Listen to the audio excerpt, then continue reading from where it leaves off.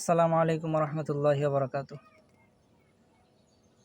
আসলে কতটা অধপতন হইলে যে দিনকালে এমন দেখতে হয়। কওমি মাদ্রাসার ভিতরে ছাত্ররা আন্দোলন করতেছে হুজুরার বিরুদ্ধে, জোরপূর্বকভাবে পদত্যাগ করাইতেছে মুহতামিমরে।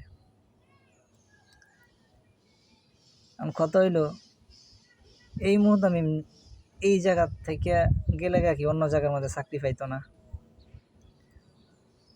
বা তার যোগ্যতা কি উদা হয়ে যাব?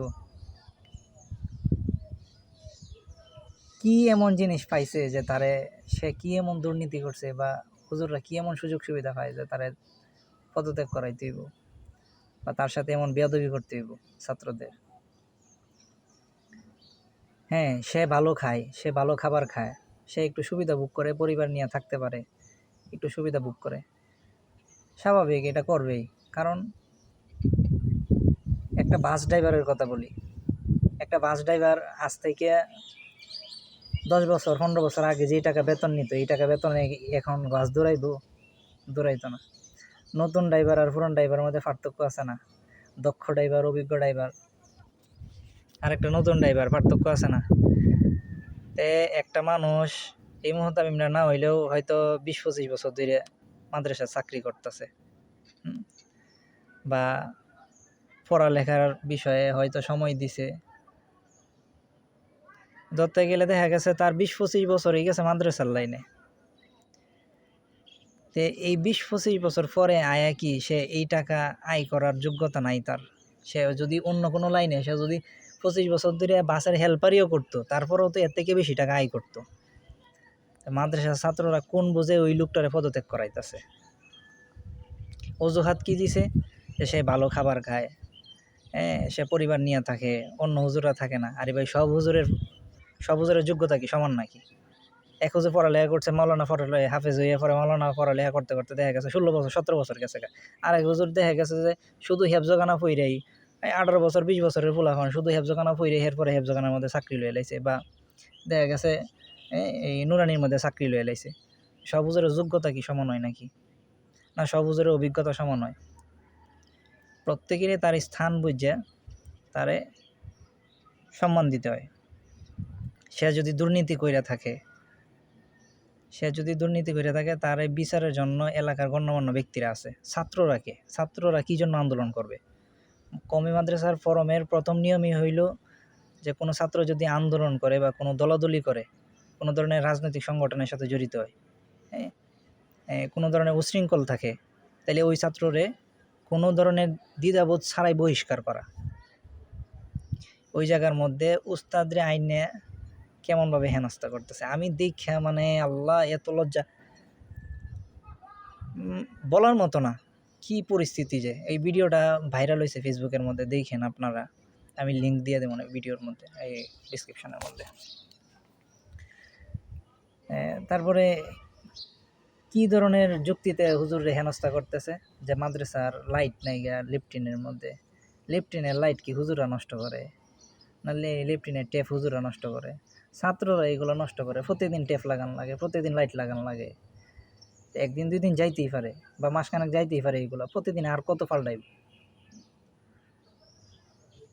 এটা নিয়ে আন্দোলন, আহা! আর আন্দোলনের আর কিছু নাই। হ্যাঁ, লেফটিনের লাইট নিয়ে আন্দোলন, অভিযোগ।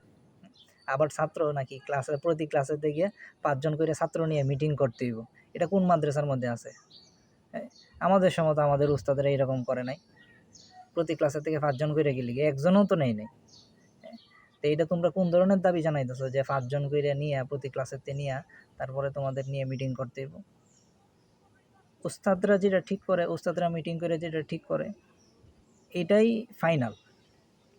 কারণ তোমরা এই জায়গার মধ্যে 5 স্টার হোটেলে খাইতে গেছো না, 5 স্টার হোটেলে থাকতে গেছো না। ছাত্ররা যারা আসো ওই জায়গার মধ্যে পড়াশোনা করতে গেছো, পড়াশোনা করবা, বাস ওই জায়গা থেকে বেরিয়ে যাবা। আর উস্তাদরা ওই জায়গা মাদ্রাসার উন্নতির জন্য গেছে, মাদ্রাসা এলেম শিক্ষা দেওয়ার জন্য গেছে। কিভাবে দিলে ভালো হয় এটা উস্তাদরা বোঝে, উস্তাদরা মিটিং করবো। তোমাদেরকে কি জন্য নিব ওই জায়গার মধ্যে?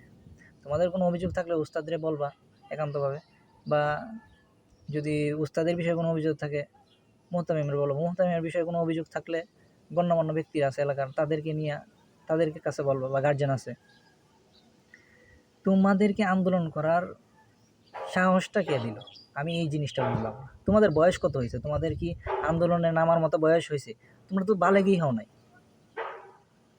12 বছরের পোলাপান দেখি আন্দোলন করতেছে মুহতামিমের বিরুদ্ধে, এটা কোন ধরনের? মানলাম মুহতামিম দুর্নীতিবাজ, সিস্টেম আছে না, নিয়ম আছে না, আমি কোনো সময় আমার বাপের বিচার করতে পারবো? হ্যাঁ, না আমি আমার কোনো সময় আমার গার্জেনের বিচার করতে পারবো? আমার গার্জেন, আমার মুরব্বী যারা আছে তাদের বিচার করব, তাদের মুরব্বীরা। আমার উস্তাদের বিচার যদি করতে হয়, তাইলে উস্তাদের মুরব্বী যারা আছে, উস্তাদের গার্জেন যারা আছে তারা বিচার করব, প্রতিনিধিত্ব যারা আছে তারা বিচার করব। আমি কি জন্য বিচার করব? আমি কি জন্য আন্দোলন করব? আমি অভিযোগ জানাইতে পারি। কি ধরনের পরিস্থিতি একটা তৈরি হয়েছে! মাদ্রাসাটারে ধ্বংস করার জন্য কিছু চক্রান্ত ঢুকছে মাদ্রাসার ভিতরে। হ্যাঁ, কওমি মাদ্রাসার যে আসলে কওমি মাদ্রাসার মতো আনুগত্যতা অন্য কোনো প্রতিষ্ঠানের মধ্যে নাই বলতে গেলেই।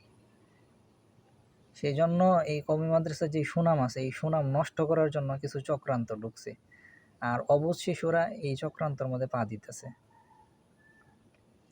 তারা বুঝতেছে না এখন, তারা বুঝবে পরে। তাদের লজিকগুলো এখন ধরতেছে না, তাদেরকে যেভাবে বলতেছে ওইভাবে বলতেছে, হ্যাঁ ঠিক ঠিক ঠিক, আমাদের সাথে নাইনসাফি করা হইতেছে, কিন্তু ওদের বিবেকে ধরে নাই।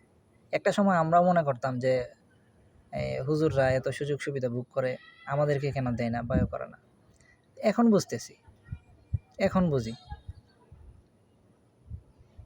যে উস্তাদরা কোন জায়গায় সুযোগ সুবিধা ভোগ করে। উস্তাদরা যদি আমাদেরকে না পড়ায়, যদি অন্য কোনো কাজ কাম করতো, তাইলে আরো ভালো টাকা আয় করতো, আয় রুজি করতো। উস্তাদরা একটাও মাদ্রাসার মধ্যে উস্তাদ দেখা গেছে 20 বছর 30 বছর ধরে পড়ে রয়েছে, ওই হুজুরের বেতন কত? 15,000 20,000, এর উপরে না। হ্যাঁ, 10 বছর ধরে একটা হুজুর পড়াইতেছে, ওর বেতন 15,000 টাকা।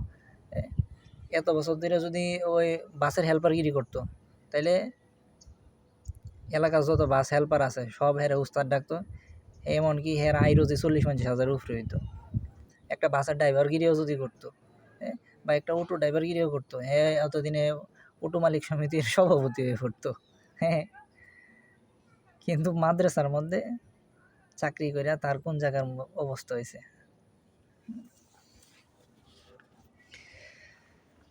তো যাই হোক, এগুলা যারা করতেছ, এখনও সময় আছে, উস্তাদের কাছে মাপ চাও, মাপ চাইয়া ভালোভাবে পড়াশোনা করো। এগুলা ঠিক না কখনো। যে লজিকগুলা দিছ এগুলা সম্পূর্ণ ভিত্তিহীন একটা লজিক। খানা দানা মাদ্রাসার আয় অনুযায়ী দেওয়া হয়। মাদ্রাসার যদি বেশি আয় থাকে তাহলে ভালো খাবার আসে, আর যদি মাদ্রাসার আয় কম থাকে তাহলে প্রত্যেকে দিব খাবার ভালো। উস্তাদদেরকে এই জন্য ভালো খাবার একটু দেওয়া হয় যে উস্তাদরা আর না হয় কাজ করতে চায় না, এই জায়গার মধ্যে পড়াইতেই চায় না। কারণ অ্যাভেলেবেল প্রাইভেট মাদ্রাসা আছে যে জায়গার মধ্যে এই এক একটা ছাত্র 5,000-7,000 টাকা করে বেতন দিয়ে পড়তেছে, ওই জায়গার মধ্যে চলে যায়।